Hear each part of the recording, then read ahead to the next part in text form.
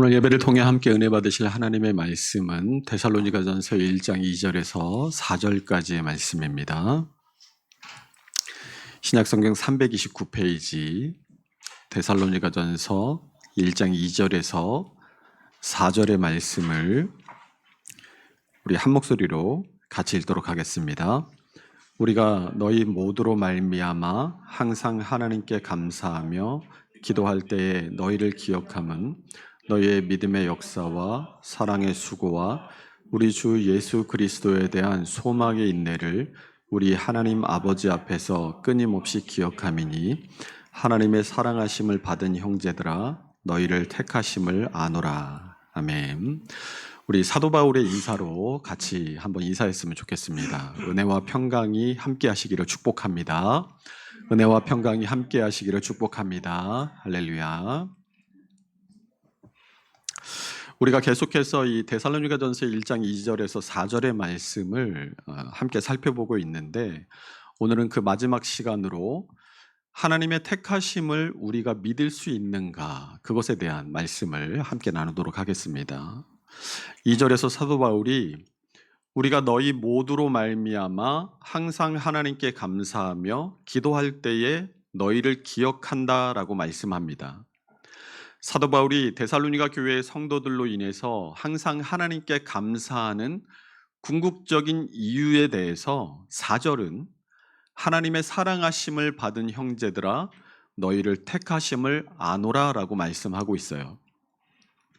감사의 이유가 택하심 때문이라는 겁니다. 바꿔서 말하면 하나님께서 데살로니가 교회의 성도들을 택하셨기 때문에 사도 바울은 그것으로 인해서 항상 감사하고 있다는 것입니다. 이 하나님의 택하심을 신학적으로는 예정론이라고 이야기를 합니다.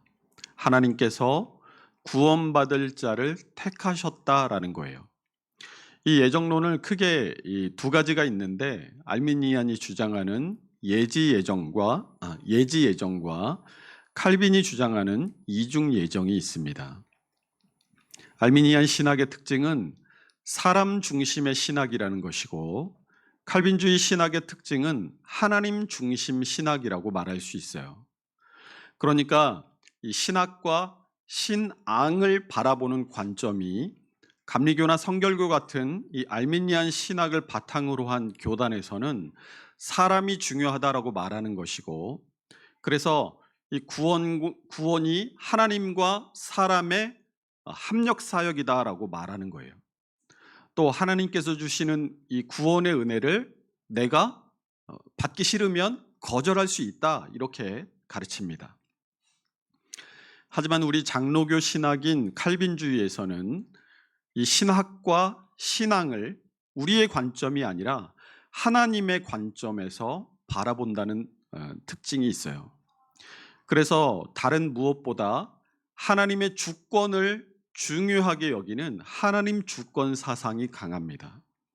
그래서 이 구원은 전적인 하나님의 은혜다라고 말해요. 하나님의 구원을 우리가 저항할 수 없습니다. 그것을 불가항력적 은혜라고 표현합니다.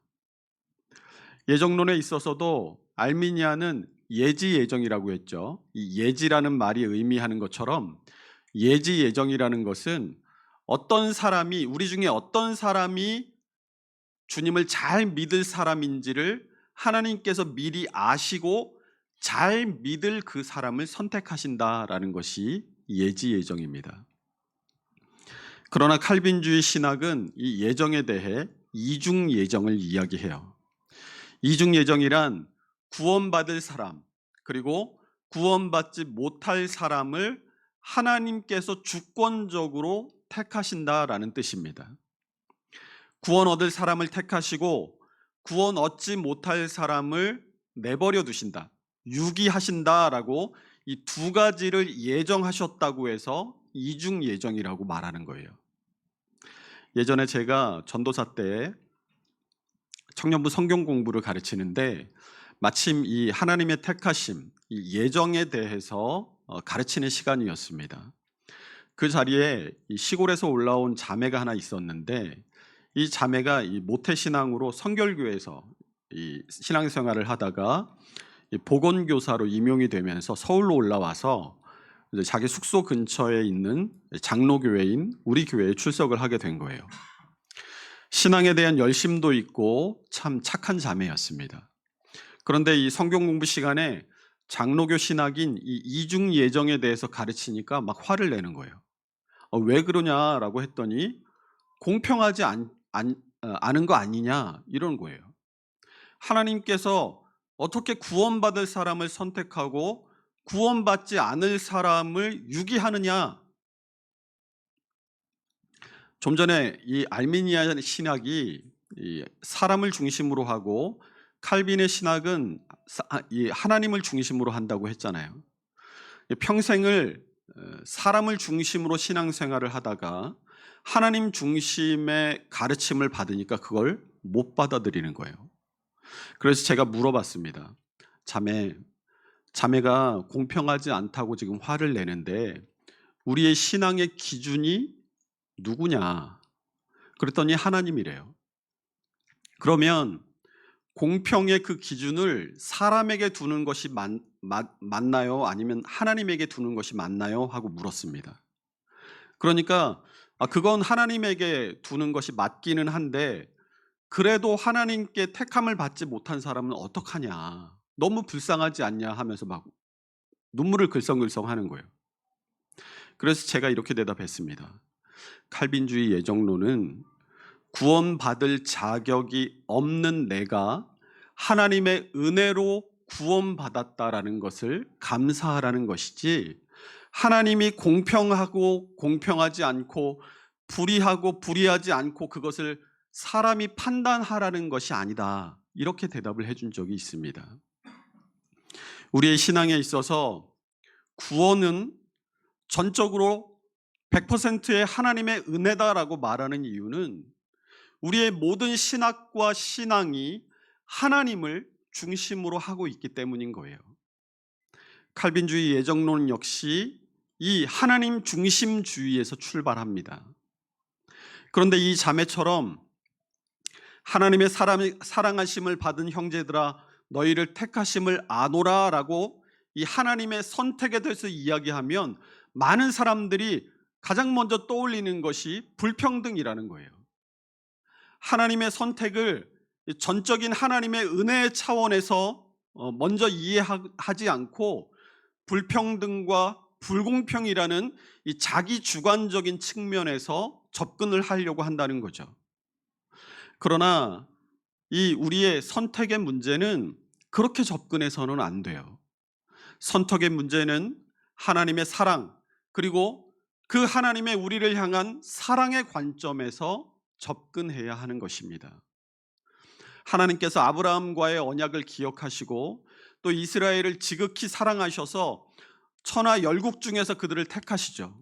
그리고 이스라엘 백성을 애굽에서 건져내셔서 시내산 아래에 이르렀을 때 하나님께서 이스라엘 백성들에게 이렇게 말씀하세요. 우리 출애굽기 19장 5절에서 6절 함께 읽어봅니다. 세계가 다 내게 속하였나니 너희가 내 말을 잘 듣고 내 언약을 지키면 너희는 모든 민족 중에서 내 소유가 되겠고 너희가 내게 대하여 제사장 나라가 되며 거룩한 백성이 되리라. 너는 이 말을 이스라엘 자손에게 전할지니라. 모세가 신명기 7장 7절과 8절에서 여호와께서 너희를 기뻐하시고 너희를 택하심은 너희가 다른 민족보다 수요가 많기 때문이 아니니라. 너희는 오히려 모든 민족 중에 가장 적으니라.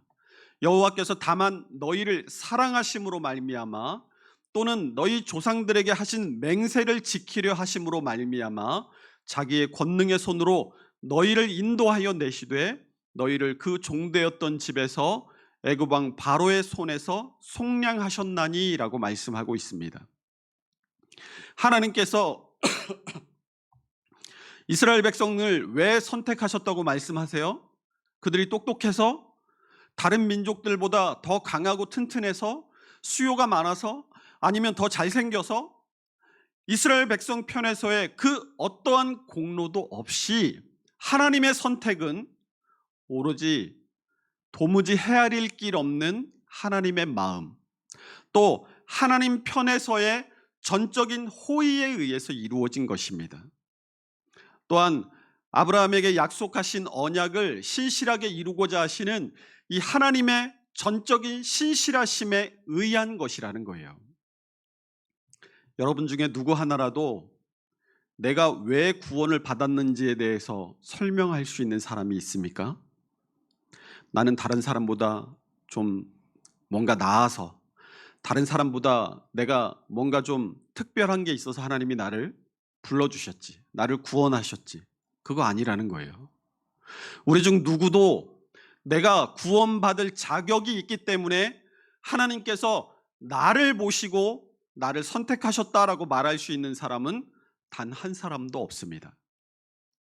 우리 자신조차 하나님께서 왜 나를 선택하셔서 자녀 삼아 주시고 구원과 영생의 복을 누리게 하셨는지 알 수 없어요. 하나님께 한번 물어보세요. 하나님 왜 나를 구원하셨습니까? 제가 좀 튀거든요. 제 생각에 저도 이런 고민과 질문들을 많이 했던 것 같아요. 하나님 왜 나를 구원하셨습니까? 왜 나입니까? 그렇게 물어보면 하나님께서 저한테 이렇게 대답하실 것 같아요. 야, 내 맘이지. 이거 농담이지만 사실 이 딱 맞는 거 아니에요? 하나님 마음인 거예요.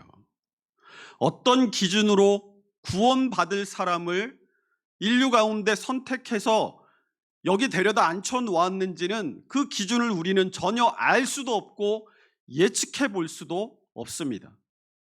성경에 왜 나를 택하셨는지를 말씀을 안 하셨거든요. 그런데 하나 분명하게 말씀하신 건 있어요. 사랑하셔서 택하셨다는 겁니다. 오늘 본문 4절에서도 하나님의 사랑하심을 받은 형제들아 너희를 택하심을 아노라 라고 말씀하잖아요. 사도 바울조차 하나님께서 왜 그들을 선택하셨는지는 몰라도 한 가지 분명한 것, 그들을 선택하신 이유가 사랑 때문이라는 것을 알았다는 거예요. 여기 앉아있는 여러분 모두가 하나님께서 왜 나를 선택하셨을까 하는 것을 모를지라도 하나님께서 나를 사랑하셔서 불러주셨다라는 사실을 깨달으시기를 바랍니다. 그러니까 다른 사람은 왜 안 불러주세요?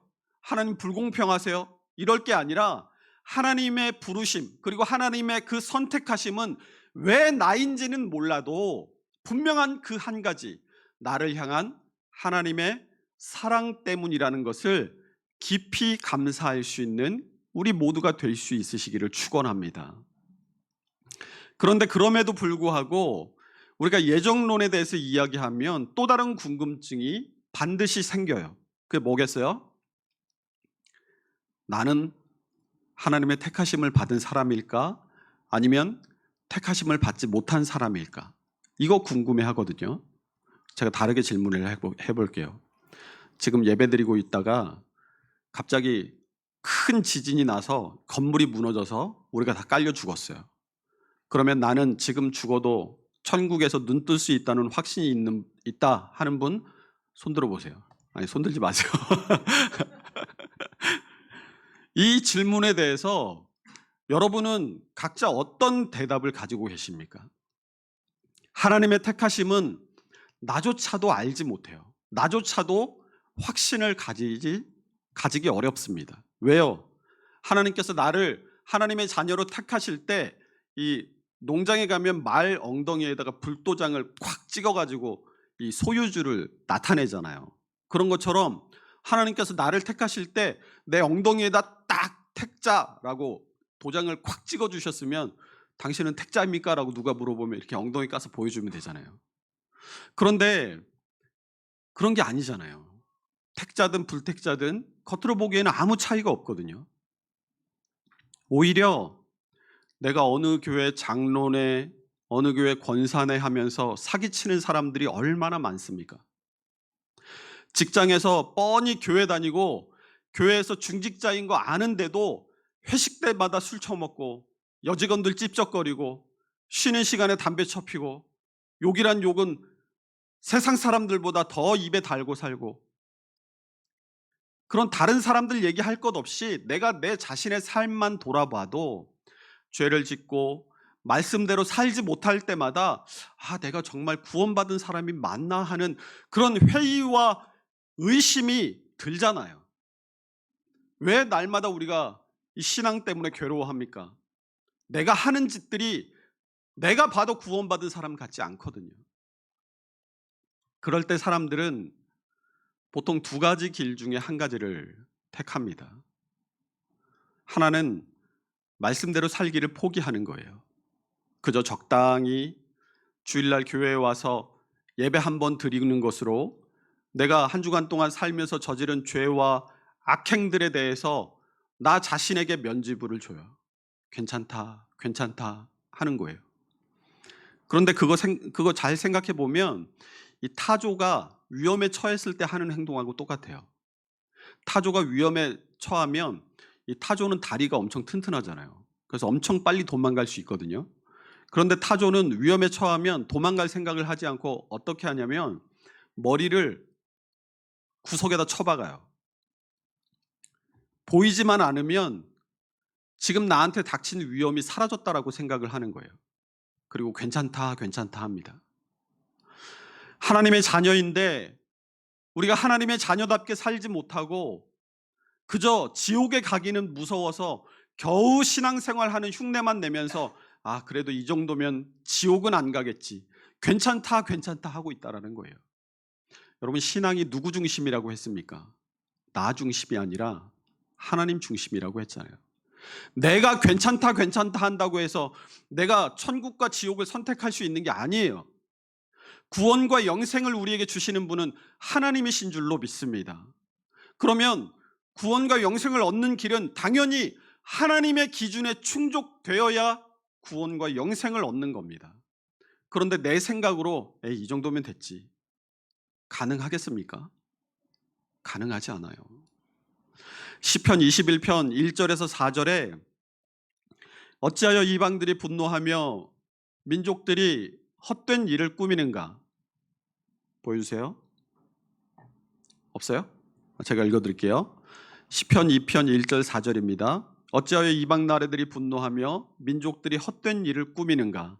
세상의 군왕들이 나서며 관원들이 서로 꾀하여 여호와 그의 기름 부음 받은 자를 대적하며 우리가 그들의 맨 것을 끊고 그의 결박을 벗어버리자 하는도다.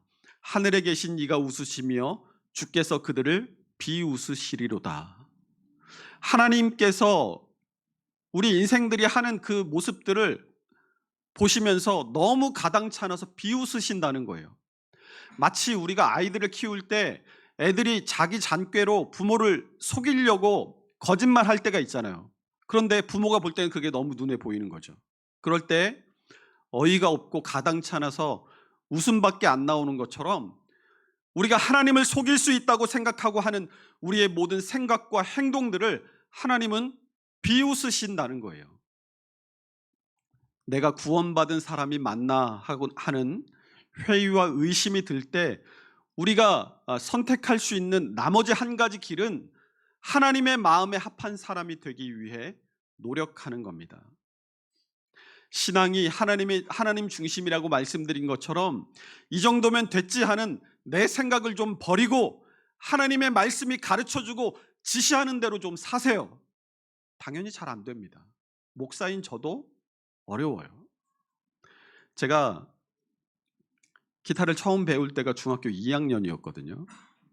생전 뭐 하나 사주신 적이 없던 아버지가 제가 기타 배우고 싶어요라고 하니까 저를 직접 데리고 그 안양에 있는 지하상가 세고비아 대리점을 데리고 가셨어요. 그리고 그 자리에서 기타를 사 주셨습니다. 근데 기타는 샀는데 학원이 없어요. 누가 주변에 이제 기타 치면서 가르쳐 주는 사람도 없어요. 그러니까 기타 교본, 그 세고비아 대리점에서 기타 사면 이게 그때 교본을 하나씩 줬거든요. 그 교본만 보고 열심히 막 따라 하는 거예요. 처음에는 손가락이 내가 원하는 대로 안 움직이죠. 머리에서는 멋있게 이 치는 장면을 이렇게 손으로 출력을 하는데 손가락은 제멋대로 막 움직이는 거예요. 이 기타에는 주법이라는 게 있거든요.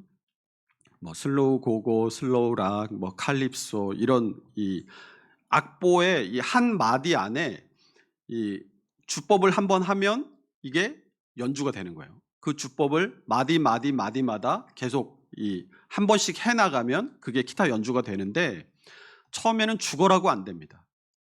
그런데 분명히 어제 연습할 때까지는 안 됐거든요. 그래서 어제 연습하다가 안 되니까 내팽개치고 그 다음 날이 돼서 다시 기타를 잡았는데 갑자기 돼요. 왜 이게 되는지는 모르는데 주법이 된다니까요. 생각을 하지 않아도 손이 주법을 연습한 대로 움직여지더라고요. 여러분, 신앙도 마찬가지입니다. 포기하지만 않으면 어느 순간 되는 날이 반드시 와요. 그러나 말씀대로 살기를 포기해버리면 그저 그 자리에 계속 머물러 있을 수밖에 없습니다. 그러나 포기하지 않으면 어느 순간 나도 모르게 말씀대로 살고 있는 나를 발견하게 되는 날이 반드시 온다는 거예요. 그 날이 오기까지 포기하지 않고 신앙의 성장을 경험한 사람만이 하나님의 말씀대로 살 수 있구나라고 그것을 확신할 수 있게 되는 겁니다. 여러분은 내가 구원받은 사람이 맞나라는 회의와 의심이 들 때 어떤 길을 택하시겠어요? 대충 살다가 부끄러운 구원이라도 그냥 내 마누라 치맛자락이라도 잡고 구원 얻으면 되지, 그런 생각이십니까? 아니면 지금은 잘 안 된다 할지라도 믿음으로 살기를 포기하지 않고 끝까지 노력해서 하나님께서 기뻐하시는 삶을 살아가시겠습니까? 그런데 우리가 이렇게 끝까지 믿음으로 살기를 포기하지 않는다고 해서 모든 사람이 다 같은 수준의 믿음과 성장을 이룬다고 말할 수는 없습니다. 어떤 사람은 믿은 지 얼마 되지 않았는데도 다른 사람보다 높은 수준의 믿음에 도달하는 사람이 있는 반면에, 또 어떤 사람은 오래 믿었는데 여전히 그 믿음이 초신자와 같은 수준에 머물러 있는 사람도 있을 수 있어요. 그럴 때 보통 우리는 나를 중심으로 생각하잖아요. 그래서 나보다 믿음이 좀 약하고 좀 믿음이 작은 사람을 보면 겉으로는 표현하지 않아도 속으로는 좀 비웃거나 야, 저거 저래가지고 되겠어 하고 이 마음속으로 정죄하고 판단하는 경우들이 얼마나 많아요. 그러나 다른 사람의 신앙의 경륜에 대해서 우리가 가져야 할 마땅한 자세는 겸손입니다. 어떤 이들은 좀 더디게도 혹은 좀 작게도 나타날 수 있어요. 그러나 인생은 하나님 앞에 가서야 그 인생의 성패가 판가름 나는 것이지, 지금 조금 못하고 연약하다고 해서 그것을 정죄하거나 판단할 수는 없는 거예요. 또한 지금은 연약해 보이는 사람이라 할지라도 마태복음 20장 16절에 예수님의 말씀과 같이 나중된 자로서 먼저 되고 먼저 된 자로서 나중되는 일이 우리 가운데 얼마든지 일어날 수 있다는 사실을 우리는 잊어서는 안 됩니다. 그러므로 우리 중에 누가 조금 이 믿음이 못하고 연약하다고 해서 그 사람을 향해서 손가락질하고 정죄하기보다는 언젠가는 저 사람이 나보다 더 뛰어난 믿음으로 하나님께 쓰임받을 수 있을 것이다 라는 그런 믿음과 기대를 가지고 저 사람이 나보다 뛰어난 믿음의 사람이 되도록 기도해주고 격려해주고 기다려줄 줄 알아야 하는 것입니다. 이것이 우리 교회의 이름과 같이 주님의 성전으로 함께 지어져 간다는 말의 의미예요. 좋은 교회는 우리 교회를 이루고 있는 우리 한 사람 한 사람 모두가 이런 특징들을 분명하고 풍성하게 드러내는 교회가 좋은 교회인 겁니다. 의리의리한 건물을 짓고 의사나 사업가 같은 명망 있고 영향력 있는 사람이 많아지고 좋은 프로그램들을 도입하는 것이 좋은 교회가 되는 길이 아닙니다. 정말 중요한 것은 우리 모두가 하나님의 택하심을 받은 사람들로서 그 택하심의 증거가 드러나는 삶을 살아가는 거예요. 오늘 본문에서 사도 바울이 데살로니가 교회 성도들을 하나님께서 택하셨음을 내가 안다라고 말할 수 있었던 것은 그들을 택하심의 증거들이 그들의 삶 가운데 나타났기 때문입니다. 하나님께서 나를 택하셨는지 아닌지 그것을 우리는 확신할 수는 없지만 분명한 것은 택한 자들에게는 택한 자로서의 증거가 있다라는 거예요. 앞서 말한 내가 구원받은 사람이 맞나 하는 회의와 의심이 들 때 우리가 선택해야 될 길이 하나님의 마음에 합한 사람이 되기 위해 노력하는 것이라고 했잖아요. 우리가 하나님의 마음에 합한 사람이 되기 위해서 노력할 때 그 노력으로 인해서 도출되는 결과물들을 보면 택함을 받은 사람이구나, 아니구나 하는 것이 그 삶의 열매들로 드러난다는 겁니다. 오늘 사도 바울이 데살로니가 교회 성도들이 택함을 받았다는 사실을 뭘로 알았겠어요? 3절 보세요. 읽어볼게요. 너희 믿음의 역사와 사랑의 수고와 우리 주 예수 그리스도에 대한 소망의 인내를 우리 하나님 아버지 앞에서 끊임없이 기억함이니. 사도 바울이 끊임없이 기억한다고 하잖아요. 네가 택함 받았다는 근거를 대봐라 하면 우리는 대답할 말이 없어요. 그러나 택함 받은 사람은 택함 받은 사람으로서의 삶의 결과물들이 나타난다는 겁니다. 무엇으로요? 믿음의 역사, 믿음을 가짐으로 말미암아 나타나게 되는 그 삶의 변화와 그 증거로서의 변화들이 나타난다는 거예요. 또 사랑의 수고가 나타난다는 겁니다. 하나님을 향한 무조건적인 사랑 때문에 주님과 우리의 이웃을 향한 우리의 고된 수고를 마땅히 감당할 것으로 여기는 그 사랑의 수고가 우리의 삶에 나타난다는 거예요. 또 뭘로 나타나요? 소망의 인내가 우리 가운데 나타나게 된다는 거예요. 우리가 이 땅에서 고난을 당할지라도 예수 그리스도께서 재림하심으로 완성될 하나님의 나라와 우리의 구원의 소망으로 인해서 그것을 얻기까지 우리가 고난 아래에 계속 머물러 인내하는 모습들이 택함을 받은 사람들의 삶에 반드시 나타나게 된다는 겁니다. 내가 택함을 받은 사람이 맞나 하는 의심이 들 때 우리는 보통 어리석은 방법을 택해요. 하나님, 나를 택하신 게 맞다면 오늘 그 증거로 로또에 당첨되게 해주세요. 이런 말도 안 되는 것들로 하나님을 시험하는 게 아니라 내가 정말 택함 받은 사람이 맞을까 하는 그런 의심이 나의 마음을 덮쳐올 때 내 삶에 믿음의 역사가 있는지, 내가 사랑으로 고되게 감당하는 수고가 있는지, 주 예수 그리스도께 대한 소망과 구원을 향한 인내가 있는지 돌아보시라는 거예요. 어떤 사람에게는 분명하게 그러한 삶의 결과물들이 드러날 수도 있고 또 어떤 사람에게는 아직은 작고 연약한 모습으로 나타날 수도 있을 겁니다.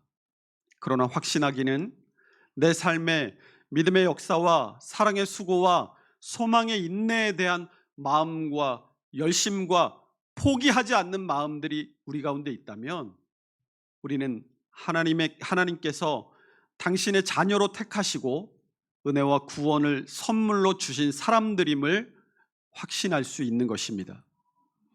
여러분, 이러한 확신은 우리의 구원과 직결된 것이기에 결코 잃어버려서는 안 됩니다. 다른 것은 다 잃어버린다 할지라도 하나님께서 나를 택하시고 그 택하심의 증거로 내 삶의 믿음의 역사와 사랑의 수고와 소망의 인내에 대한 마음과 포기하지 않는 마음과 열심을 잃어버리지 않으시기를 바랍니다. 우리가 끝까지 포기하지 않고 믿음의 역사를 드러내고 사랑의 수고를 감당하며 소망의 인내 아래에 머물 때에 우리는 우리의 구원을 확신하게 될 것입니다.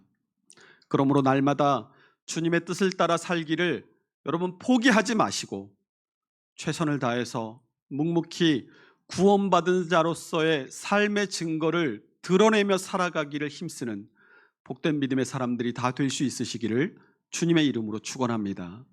기도하겠습니다.